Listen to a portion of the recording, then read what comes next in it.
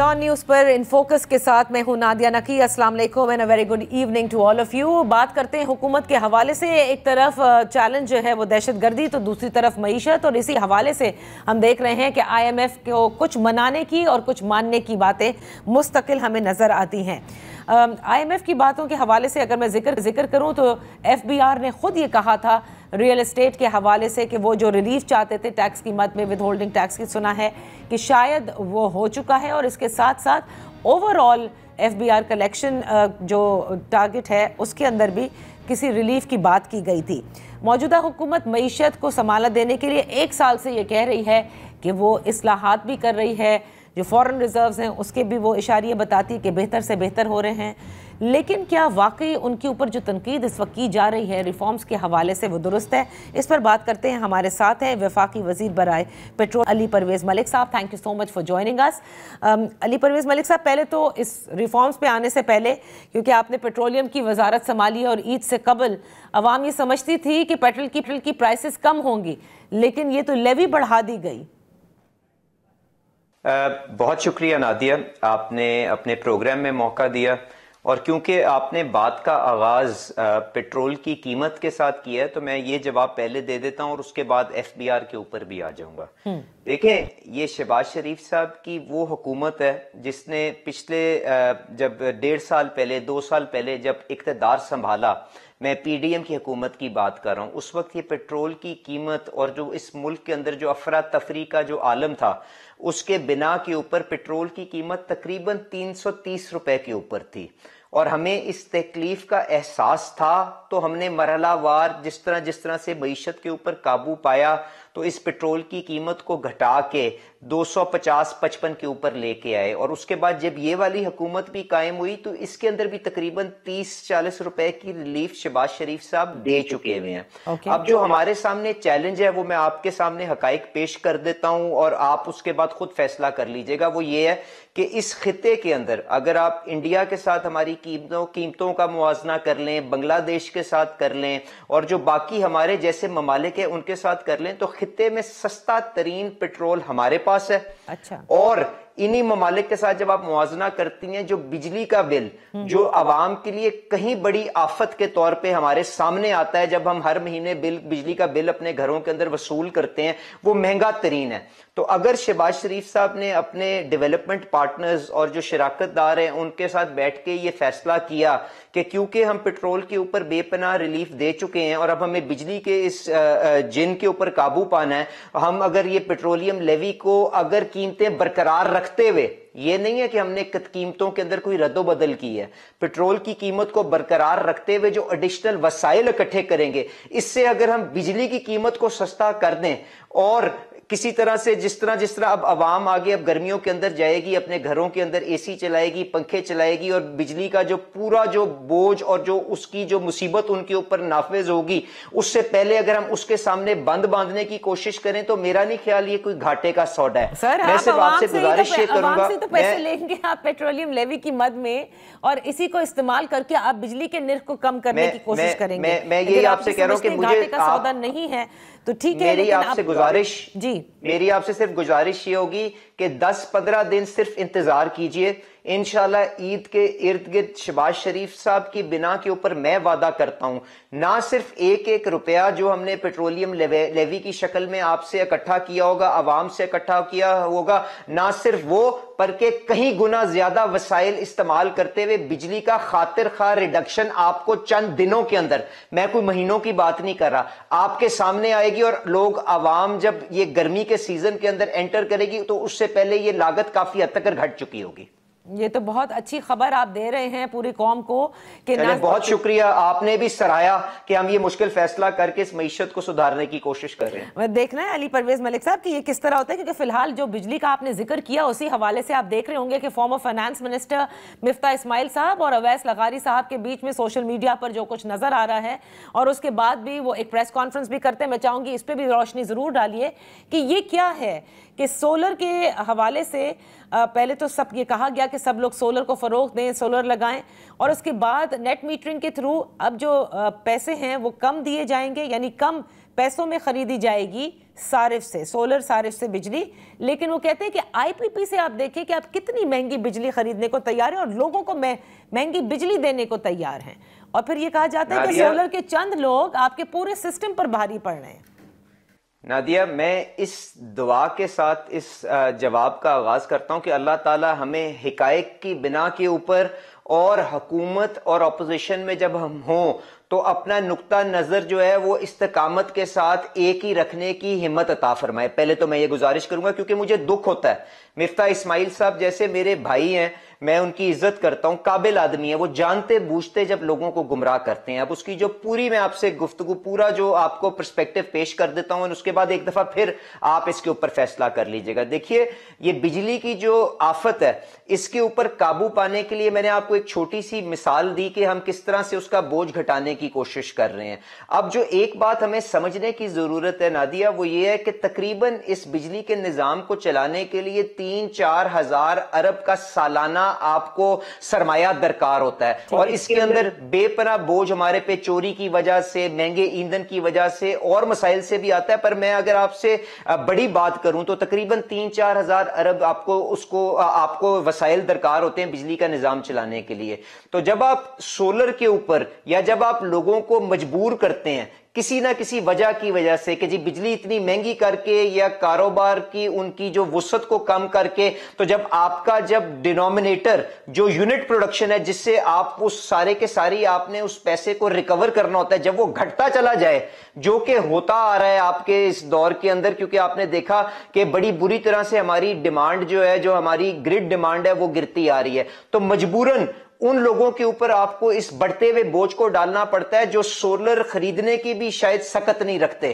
تو ہم اس کو دو طرح سے معاملے کو ہینڈل کرنے کی کوشش کریں کہ لاگت گھٹائیں, لوگوں کے پاس یہ مجبوری نہ کریں کہ ان کو آف گریڈ جانا پڑے اور وہ اپنے یہ وسائل اپنے بچوں کی تعلیم کے اوپر, اپنے عید کے اوپر, بچوں کے کپڑوں کے لیے, گاڑی لینے کے اوپر صرف کریں, اور بجلی جو ہے وہ گرڈ کی استعمال کریں. اور جب وہ گرڈ کی استعمال کریں گے تو اس کے ساتھ ساتھ جو آپ کا ڈینومینیٹر وہ یونٹ کنزمپشن جس کے اوپر یہ سارے کے سارے 4000 ارب کو ڈیوائیڈ ہونا ہوگا, وہ ایک بڑا نمبر ہوگا, تو جس کا مطلب یہ کہ یونٹ گھٹتا جائے گا. تو وہ لوگ بھی جو اتنا سرمایہ نہیں رکھتے کہ سولر پینل لے سکے, انورٹر لے سکے, ان کے لیے بجلی جو ہے ان کی پہنچ میں رہے گی. تو مجھے بتائیں, اگر ہم یہ دونوں طرح سے ہم یہ کام کر رہے ہیں اور جو ہم نے کانٹریکٹس نیٹ میٹرنگ کے کر لیے ہوئے ہیں ان کو بالکل ٹچ نہیں کر رہے, ان کو رسپیکٹ کرتے ہوئے ان کو اسی طرح چھوڑ رہے ہیں, اگلے بندے کو ایجوکیٹ کر رہے ہیں کہ اپنا فیصلہ اس پالیسی ڈائریکشن کے مطابق طے کرو, تو اس میں ہم کیا غلط کر رہے ہیں؟ کیا یہ پیسے جو بچیں گے وہ کیا کوئی شہباز شریف صاحب اپنے گھر لے جائیں گے, کیا اویس لغاری صاحب اپنے گھر لے جائیں گے؟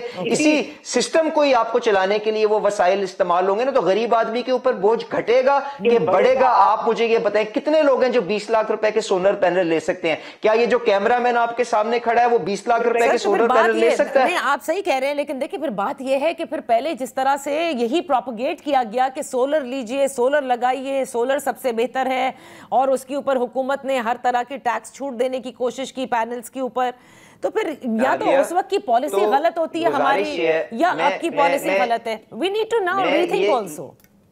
میں آپ سے کہتا ہوں کہ جی چلیں, جو اویس لغاری صاحب نے ترغیب پہلے کرنے کی کوشش کی اس کو ہمیں ایک سائیڈ پہ رکھوں, تو جن لوگوں نے ان کی اس مشورے کے اوپر عمل کیا ان کو تو آج کوئی تکلیف نہیں ہو رہی نا. جو نیٹ میٹرنگ کے اوپر ہیں ان کے لیے تو کوئی تبدیلی نہیں کی جا رہی, ان کا جو کانٹریکٹ ہے اس کا احترام کیا جائے گا, جب کنکلوڈ ہوگا تو ان کو گراس میٹرنگ کے اوپر کیا جائے گا. آج جو بدلتے ہوئے حقائق ہیں, ایندھن کی قیمت گرتی ہوئی آ رہی ہے, آپ نے بجلی کی قیمت کو خاطر خواہ بنا کے اوپر کم کرنے جا رہے ہیں. اگر ان کی بنا کے اوپر آپ لوگوں کو اپنی ایڈوائزری بدلنا چاہتے ہیں, کچھ اور مشورہ دینا چاہتے ہیں, تو کیا ہم نہ کریں؟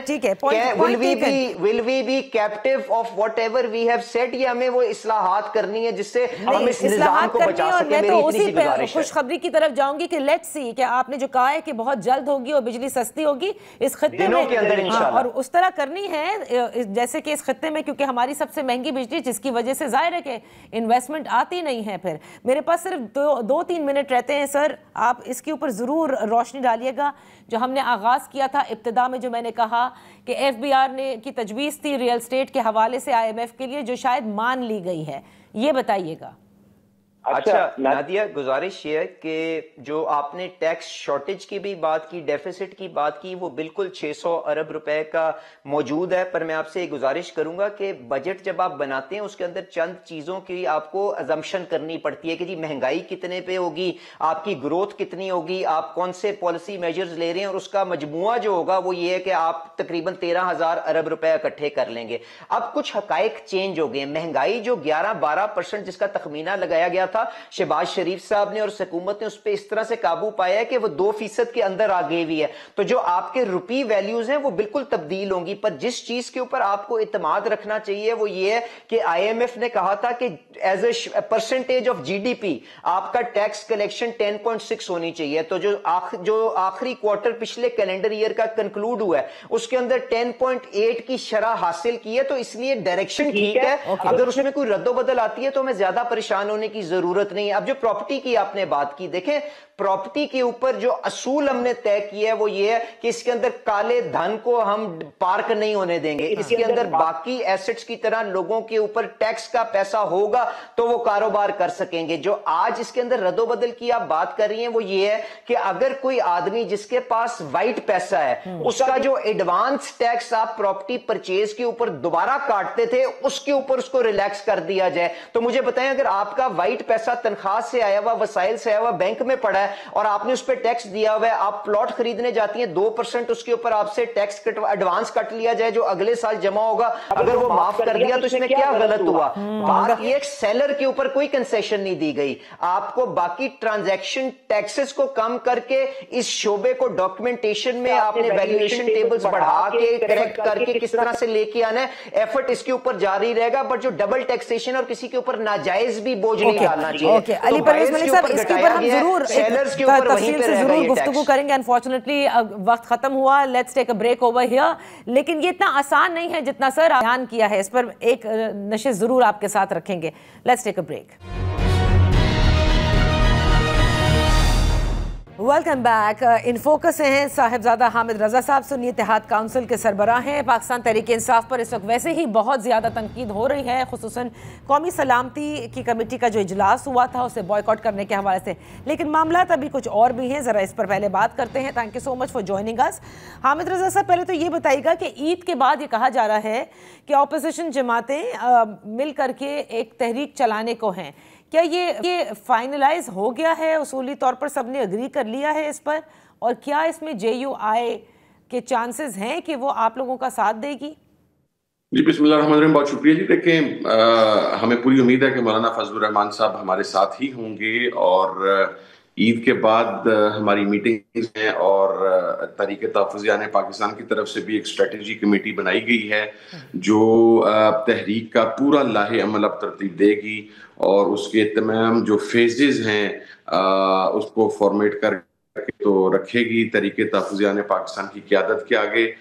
Hope fully within 7 to 10 days یہ تمام عمل مکمل ہو جائے گا، اور پھر اس کے بعد تمام جماعتوں کے سربراہان کی جو میٹنگ ہوگی once approved from there، یا اس کے اندر کوئی چینجز جو آئیں، اور پھر اس کے بعد انشاءاللہ اس مرحلے کی ابتدا ہوگی، and we are pretty much sure کہ انشاءاللہ مولانا فضل الرحمان صاحب بھی ہمارے ساتھ ہوں گے جی۔ تو یہ تحریک جو آپ چلا رہے ہیں یہ بڑے ایک ایسے وقت میں چلانے کی بات کی جا رہی ہے۔ ایک طرف تو ابھی قومی سلامتی کمیٹی کا اجلاس ہوا جس میں آپ سب لوگوں نے بائیکاٹ کیا، تحریک انصاف نہیں آئی، جو کہ اس وقت فارموسٹ مسئلہ ہے دہشت گردی کے حوالے سے۔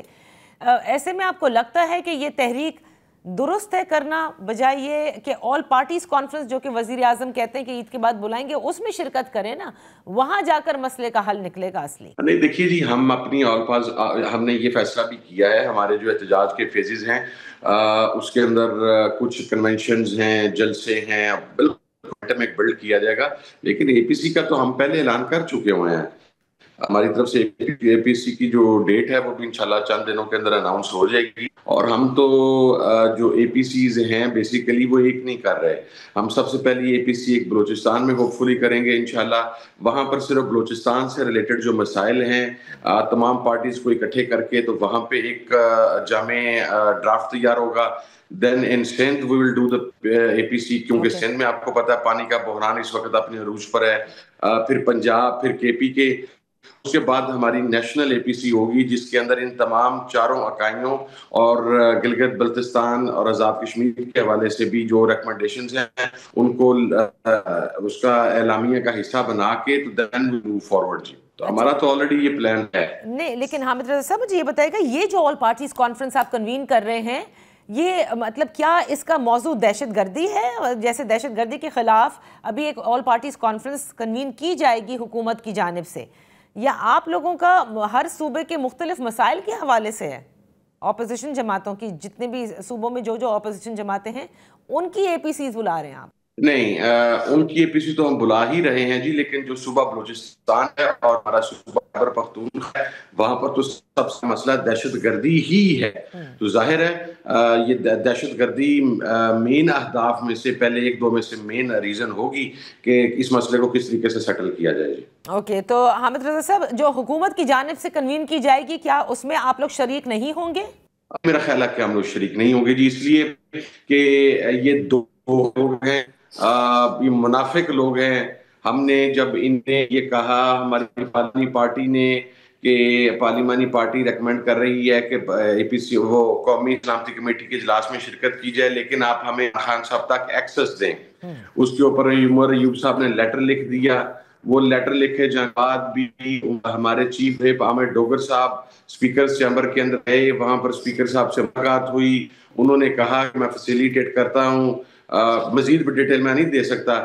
لیکن اس بعد ایک ملک کروا دینے سے ان کو کیا تکلیف تھی، ان کو کیا مسئلہ تھا؟ Basically they are not willing. اب وہ اس حکومت کی جو راہ ہے، جو بلائی ہے، وہ اسی صورت میں ہے کہ اسٹیبلشمنٹ اور پاکستان تحریک انصاف کی لڑائی چلتی رہے تو ٹھیک ہے، کوئی ایشو نہیں ہے. لیکن آپ نے یہ دیکھا نہیں کہ رانا ثناء اللہ صاحب کا بیان آیا ہے کہ اگر عمران خان صاحب جو ہے وہ رہا ہونے کے لیے صرف انہیں صدق کے دل سے 9 مئی کی معافی مانگنی ہوگی.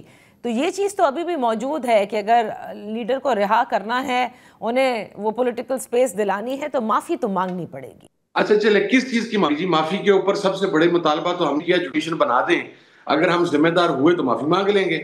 اب آپ کی خواہش کے مطابق معافی مانگ سکتے. آپ نے اجمل نواز شریف نے اپنی معافی مانگی، آپ نے کارگل میں پاک فوج پیڑا گومپا آپ نے معافی مانگی، آپ نے سپریم کورٹ پر حملہ کیا آپ نے معافی مانگی. پیپلز پارٹی اور نون لیگ دونوں نے دو مرتبہ اس وقت کے آرمی چیف صاحبان مل کے حکومتوں کو گرایا ماورا زمین، آپ نے معافیاں مانگی.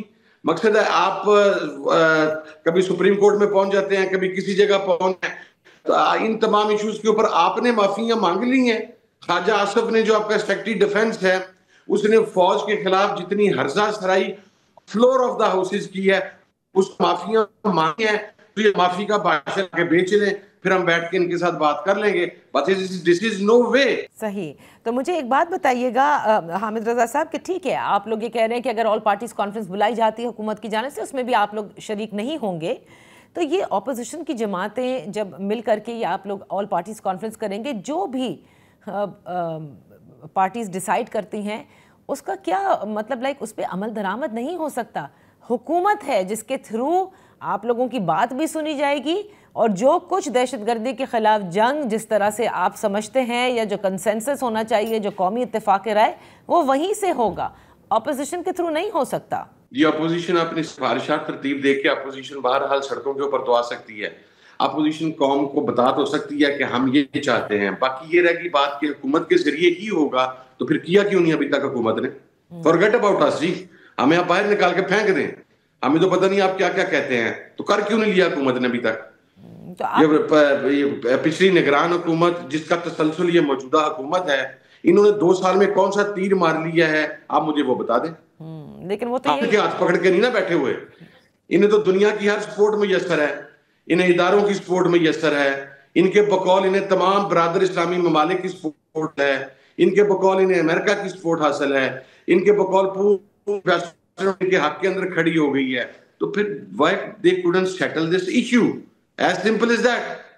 یہ اتنا آسان ریزن بتا دیں سر، یہ اتنا آسان مسئلہ کہاں ہے؟ دہشت گردی ایک بڑا گھمبیر مسئلہ ہے. بلوچستان میں انسرجنسی ہے، خیبر پختونخوا میں دہشت گردی ہے، مسائل تو بڑے گھمبیر ہیں. میں یہ جاننا چاہتی ہوں کہ آپ عمران خان صاحب کی آپ کے اپنے تعلقات ملیٹنٹ بینڈز آؤٹلیٹس کے ساتھ ہوں. جب 2010 میں موجودہ وزیر اعظم یہ بیان دے چکی کہ طالبان کا اور ہمارا موقف ایک ہی ہے، جبکہ کالعدم لشکر جنوبی کے سربراہ آپ کی گاڑیوں پھرتے ہوں، تو پھر واقعتاً دہشت گردی پہ قابو نہیں پایا جاتا جی. I'm very clear on it. You are very clear on that, لیکن they are also very clear saying کہ پاکستان تحریک انصاف کی جو اپروچ ہے وہ کہتی ہے، وہ تو بار بار عمران خان صاحب کے لیے کہتے ہیں کہ وہ تو طالبان کے لیے ایک سافٹ کارنر رکھتے ہیں. خواجہ آصف بار بار کہتے ہیں کہ دہشت گردی کے خلاف وہ مذمت تک نہیں کرتے.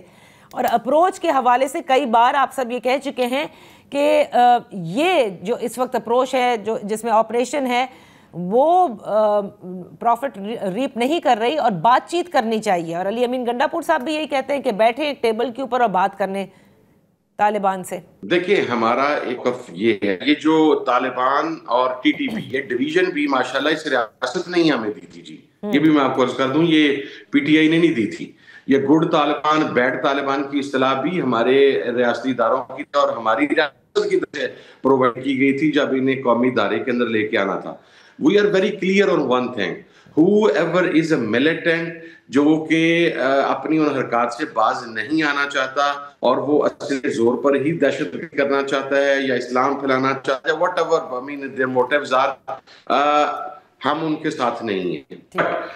On the other side ایک ڈیمانڈ ہے، ایک لوکل جو جہاں پر ہونا ہے ان کی ڈیمانڈ ہے کہ آپ مذاکرات کو ایک چانس دیں، اس کے اندر آپ اپنی چیزیں ان کے سامنے رکھیں، پوری دنیا کے سامنے رکھیں، قوم کے سامنے رکھیں. اچھا اس نے کوئی 6 مہینے کا ٹائم تو نہیں لینا نا. It will be 15 days, 20 days, 25 days. اس میں this way اور that way whatever will be decided at least اس صورت کے اندر پوری قوم تو آپ کے ساتھ کھڑی ہوگی نا. If you are going in operation then اگر آپ کا مذاکرات کا جو چیپٹر ہے وہ کلوز ہوتا ہے اور مذاکرات پوری قوم کے سامنے ہوتے ہیں، پوری قوم کو پتہ ہوتا ہے کہ گفتگو شنید چل رہی ہے. ابھی ان ایریاز کے دہشت گردوں کو عوامی سپورٹ کچھ جگہوں پر کچھ پاکٹس میں حاصل ہے، لیکن جب یہ تمام پروسیجر ہو جائے گا شاید ان دہشت گردوں کو وہ سپورٹ بھی نہ رہے تو آپریشن آپ کے لیے آسان ہو جائے گا، پھر کوئی آپ پر انگلی نہیں اٹھا سکے گا. اور پھر دس از the only way we have right now. کیونکہ بلوچستان کی بات کریں تو 60 سال سے آپریشن چل رہا ہے، آپ کو مسئلہ حل نہیں ہو سکا. کے پی کے کی بات کریں تو افغان جہاد کے ٹائم سے یہاں پر لا لیسنس چل رہی ہے، اب تک آپ کا مسئلہ حل نہیں ہو سکا. آپ نے ہر طریقے سے حل کر کے دیکھ لیا، آپ نے آپریشن ضرب عضب بھی کیا، فساد بھی. جب عارضی استحکام آ گیا تو گڈ طالبان کو قومی ادارے میں لانے پر چل پڑے، جس کی وجہ سے آج دوبارہ ہم اس بحران کا شکار ہو گئے. نہیں وہ تو بار بار یہ کہتے ہیں کہ عمران خان صاحب نے اپنی حکومت میں لا کر بسایا، اور خواجہ آصف کے آپ نے بیان دیکھے. اچھا جی میں اب آپ کو ایک بات عرض کرتا ہوں، اس وقت جو نیشنل ایکشن پلان کے تحت یہ فارمولہ ترتیب دیا گیا تھا اس میں دوسرا شخص جس کے اس ڈاکومنٹ پہ سائن ہے وہ موجودہ وزیر شہباز شریف ہے. Take that paper out, number 1. Number 2 آپ آنیسٹلی مجھے یہ بتایا بھی یہ سمجھتی ہیں کہ پاکستان میں افغانستان کے حوالہ سے یا انڈیا کے حوالہ سے یا ان حوالہ سے پالیسی اسٹیبلشمنٹ کی گائیڈ لائن کے بغیر کوئی وزیر اعظم طے کر سکتا ہے؟ نہیں میں تو نہیں سمجھتی. نہیں no not at all, not even now, not even before. اور وہ تو پاکستان کی تاریخ میں نہیں ہے. Why not general Bajwa, general Faiz? I was in that meeting جس کے اندر مجھے کنونس کیا جاتا رہا، ہم 6 سے 7 لوگ تھے فار آورز اینڈ آورز کہ ان لوگوں کو قومی ادارے میں لے کے آنا ہے، بٹ آئی ریفیوزڈ. میرے تھی اس لیے کہ میرے پیچھے میرے باپ کی شہادت تھی، میری جماعت کی 60 لوگوں کی شہادت تھی. آئی ریفیوزڈ دیٹ. میں نے میڈیا پر آ کر پبلکلی کہا کہ میں اس پالیسی کو سپورٹ نہیں کر سکتا. That's what I am seeing جی، کہ آپ ایک بندے پر اٹھا کے الزام نہ لگا دیں. اور عمران خان نے اگر جو گڈ طالبان کی ٹرمینالوجی آپ نے انٹروڈیوس کروائی تھی وہ اسی ٹرمینالوجی کے اوپر چلا ہے. اس نے کبھی کسی ملیٹنٹ کو جس کو آپ نے بین کیا ہو، مثلاً T T P, Imran Khan نے ٹی ٹی پی کے بارے میں کبھی نرم گوشہ نہیں رکھا. اس کا کلیئر موقف ہے کہ جو بینڈ آؤٹ لیٹ ہے ریاست کی طرف سے ڈکلیئرڈ وہ نہیں رہے گا. میں ایک آخری چیز because I have to close the segment کہ جنرل باجوہ جن کا آپ نے ذکر کیا وہ بھی ایک سینئر صحافی کے تھرو کہتے ہیں کہ ہم مجھے پارلیمان میں بلا لیں, اس طرح سے نہیں ہوا جس طرح کی بات کی جا رہی ہے کہ بسایا گیا تھا, اور آپ کہتے ہیں کہ اس میٹنگ کے اندر باقاعدہ طور پر یہ کہا گیا تھا کہ ان کو قومی دھارے میں لانا ہے اور لایا جا رہا ہے, رائٹ؟ صرف ایک میٹنگ نہیں جی, یہ وہ میٹنگ تھی جو جس کی میں بات کر رہا ہوں, یہ وہ میٹنگ تھی جو پاکستان میں اینٹی طالبان پارٹیز تھیں, ان میں سے کچھ لوگوں کو آن بورڈ لینے کی کوشش کی. جو میٹنگ تھی پارلیمانی پارٹیز کی, چونکہ الحمدللہ اس وقت کی اسٹیبلشمنٹ کی مجھے تو پارلیمنٹ سے باہر کر دیا گیا تھا, تو میں چونکہ اس وقت اس میں اس کا حصہ نہیں تھا, لیکن وہاں پر بھی جو میٹنگ ہوئی ہے, بلا لیں جنرل باجوہ صاحب نے تو نہیں بلانا جنرل باجوہ صاحب کو, صحیح حکومت نے بلانا بلائے, اور موجودہ حکومت ڈرافٹ کے سامنے لے کے آئے جس کے اوپر پرائم منسٹر کے سگنیچر ہیں. بہت بہت شکریہ صاحبزادہ حامد رضا صاحب فار بینگ ود آور شو. یہاں پر ایک بریک لیتے ہیں, بریک کے بعد جب واپس حاضر ہوں گے تو پاکستان پیپلز پارٹی سے بات کریں گے اسی حوالے سے. Welcome back. ان فوکس ہے نوید قمر صاحب, پاکستان پیپلز پارٹی کے سینئر رہنما بھی, ممبر قومی اسمبلی. Thank you so much for joining us. Naveed Qamar sahib, پہلے تو آ جاتے ہیں قومی سلامتی کی کمیٹی کا جو اجلاس ہوا, اس کے بعد کے اعلامیہ ایک آیا اور اس کے بعد JUIF کی جانب سے ایک الگ اعلامیہ, INP نے الگ بات کی. علی امین گنڈاپور صاحب کا یہ کہنا ہے کہ یہ محض ایک پریزنٹیشن تھی, میٹنگ کم پریزنٹیشن. مجھے یہ بتائیے گا آپ کو کیا لگا, کیا واقعی ہی یہ وہ میٹنگ تھی جس میں جو قومی مفاہمت کی جاتی ہے اور ایک کنسنسس ہوتا ہے, یو ہیو ریچ دیٹ, یا آپ سمجھتے ہیں کہ دہشت گردی کے حوالے سے واقعی یہ صرف حقائق سے باور کرایا جا رہا تھا, ابھی وہ ریزولو کہ تمام تر جماعتیں کیا کہیں گی, ان کی ان پٹ کیا ہے, وہ ہونا ابھی باقی ہے ان آل پارٹیز کانفرنس؟ پہلی چیز تو یہ کہ کنسنسس تو اسی وقت ٹوٹ گیا جب PTI نے اعلان کیا کہ وہ نہیں اس میں حصہ لیں گے, کیونکہ نیشنل کنسنسس کا مطلب وہ تمام پارٹیز جو ہیں پولیٹیکل ہوں یا ایڈمنسٹریٹو ہوں, وہ ایک پلیٹ فارم پہ آ کے ریزالو کریں, جیسے کہ APC اٹیک کے بعد ہوا تھا. جی, لیکن انفارچونیٹلی یہاں پہ وہ سلسلہ نظر نہیں آیا, اور ایک اتنی بڑی پارٹی جب اپنے آپ کو باہر نکالتے تو پھر نیشنل تو نہ ہی ہوا نا, تو پھر گورنمنٹ پلس ادر وہ ہو جاتا ہے. تو وہ اتنی بڑی پارٹی کہہ رہی تھی نا کہ وہ آنا چاہتے ہیں, بس ان کے لیڈر سے ان سے ملنے کی اجازت دے دی جائے, تھوڑی سی بات کر لیں گے. یہ بہانے ہوتے ہیں جب we are talking of such a large national issue, ہم یہ دیکھ رہے ہیں کہ بھئی ملک میں روز کوئی دہشت گردی ہوتی ہے, تو یہ چھوٹی ایکسکیوزز بنا کے, یہ اپرچونٹی روز تو نہیں آتی نا,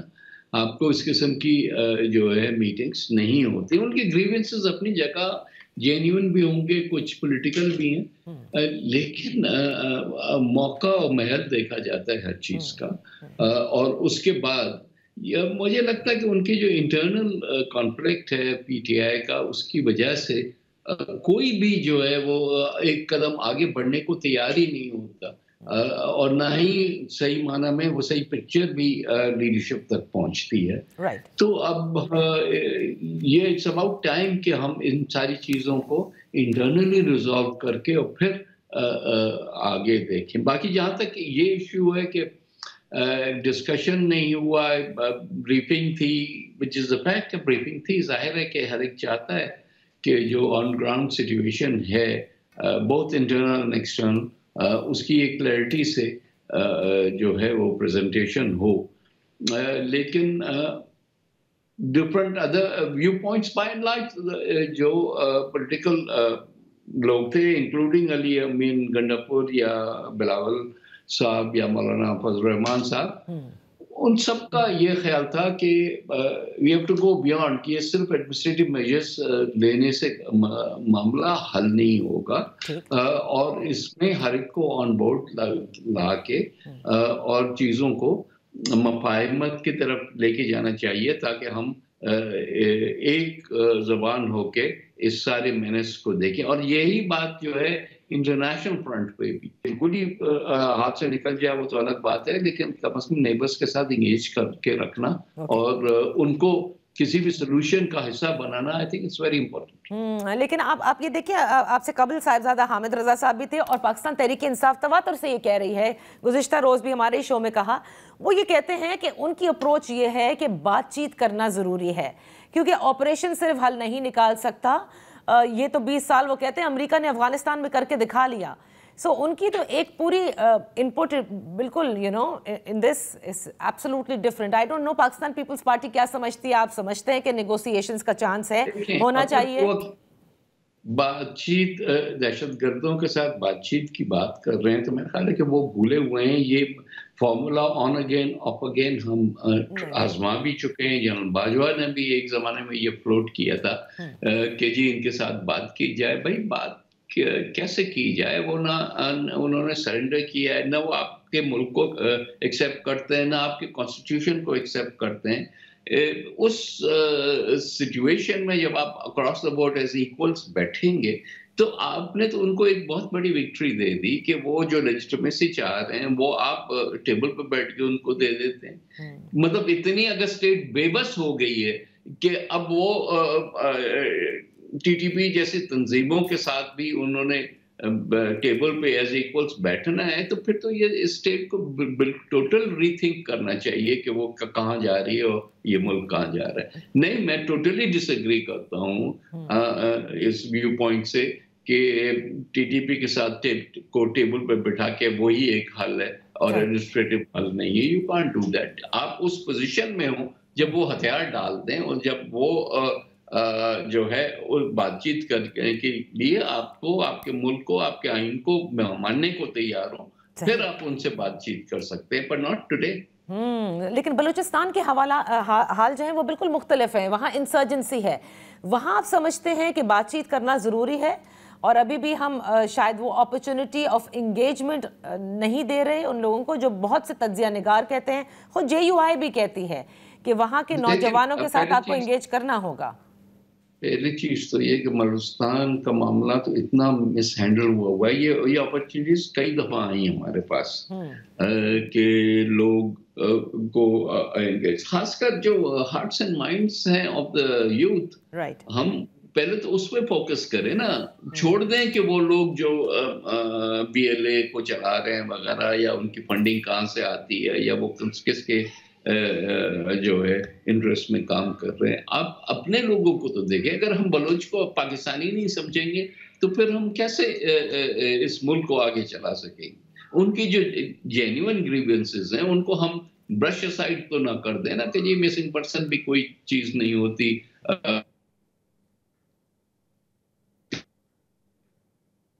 कि जी आपके पास, आपको तो ये जरूर है कि इतनी फंडिंग मिली है, चाहे वो NFC में हो, चाहे वो आगाज हुकूक बलूचिस्तान के हवाले से हो, जॉब्स के हवाले से हो, कई चीजें हुई हैं।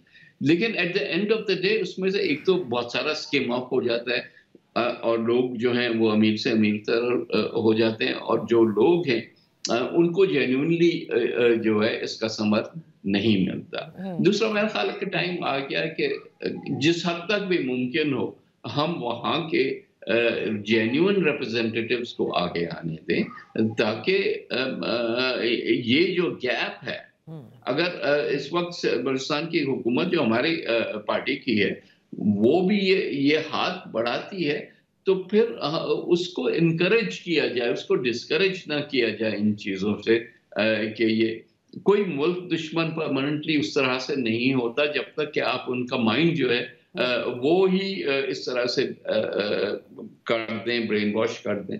और ब्रेन वॉश तो तब होते हैं जब वो अपने इर्द गिर्द के हालात देखते हैं और देखते हैं कि इसमें कोई उम्मीद नहीं है जो कि आज सेटअप है जो बलूचिस्तान को चला रहा है।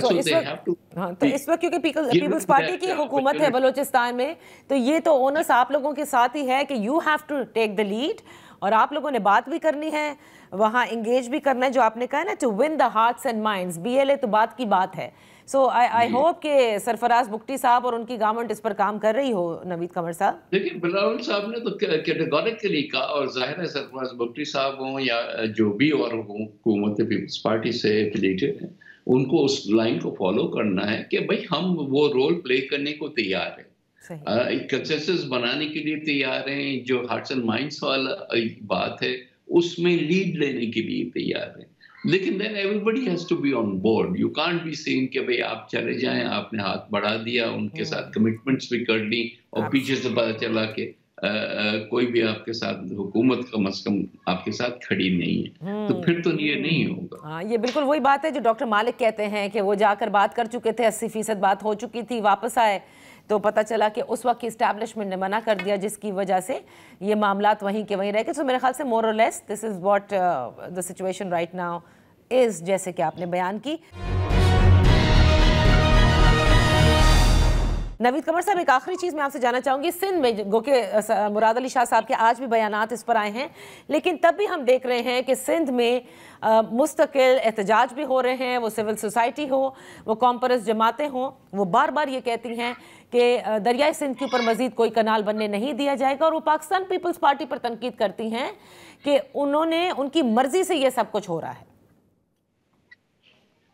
देखिए, वो तो तिनकों को जब ना क्या क्लचिंग द स्ट्रॉज वाली बात है कि जब कॉमपरस्तों के पास और कुछ नहीं रहा तो उन्होंने कहा चलो, वो एक मिसहैंडलिंग शुरू में जो हुई थी कि फैसला उधर कुछ हुआ और मिनट्स कुछ और बनाए गए, उसका 100 दफा डिनाइल आ चुका है। सदर साहब खुद पार्लियामेंट में कह चुके हैं, बिलावल साहब कितनी दफा कह चुके हैं, पर वो उस एक तिनके को इसलिए पकड़े हुए हैं कि उनको लगता है कि शायद कल को कोई एक काउंसिलर की सीट भी उनको, आज उनका where do they stand, they stand nowhere. सो एक तो जहां तक वो इशू है कि कॉम्परस कहते रहे हैं और कहते रहेंगे, लेकिन पब्लिक एट लार्ज जो है वो ये समझती है, क्योंकि ये एक कंसेंसस सिचुएशन है कि जी हमारा पानी डाइवर्ट हो गया तो सिंध के जो ज़मीनें हैं वो बंजर हो जाएंगी। दिस इज़ अफेयर जो कि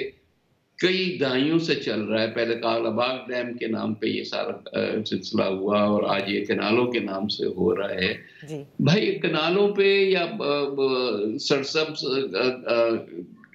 आप योजिस्तान को लाभ करें, लेकिन सच तो बोले ना भाई, सच बोले कि ये पानी अल्टीमेटली, क्योंकि ये सतलज वाला जो सरप्लस जो है वो तो टोटली अनरिलायबल पानी है। इंडिया की मर्जी है, देगा नहीं देगा, जिस साल में आपको जरूरत है उस साल में नहीं देगा, जब नहीं है जरूरत तब देगा। इंडस से जो आप लिंक कैनाल्स बना के और फिर इसको सप्लीमेंट करने की बात कर रहे हैं, वो बिल्कुल हम टोटली उसके खिलाफ हैं और हमें लगता ही नहीं कि किसी भी सूरत में, क्योंकि तारीख है इसके पीछे।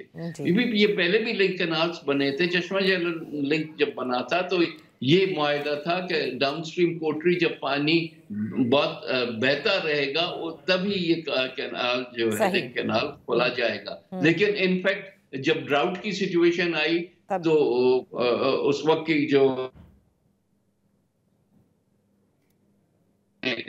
खोल दिया और नीचे सूख नहीं दिया, तो ये तो रिपीट होती जाएगी। ठीक है, तो वी गॉट योर पॉइंट कि आप ये कह रहे हैं कि ये एक कॉम्प्रोमाइज नहीं करेंगे, ये आपका सॉलिड स्टैंड है कि इस पे लिंक कैनाल्स नहीं बनने दिए जाएंगे। लेट्स सी कि इसको किस तरह से आप के लिंक कैनाल जो कि नई जो है जमीनों को आबाद करें, उसके हम टोटली खिलाफ हैं, क्योंकि उसका मतलब ये होगा कि आज जो जमींदार जो जमीनें काश्त कर रहा है, जो सिंध के खासकर जो सदर्न डिस्ट्रिक्ट्स में वो उसका पानी जो है वहाँ जमीनें सूखना शुरू हो जाएंगी और पानी डाइवर्ट होके नई आबादकारी के लिए जाएगा, विच इज टोटली अनफेयर और किसी सूरत में भी कबूल नहीं। बहुत बहुत शुक्रिया नवीद कमर साहब for being with us. Let's see कि इस मामले को कहाँ से अब हैंडल करती है पाकिस्तान पीपल्स पार्टी, क्योंकि एक तरफ पंजाब के अंदर ये मंसूबे का आगाज़ के लिए इफ्तिताह भी हुआ, लेकिन सिंध के अंदर इस हवाले से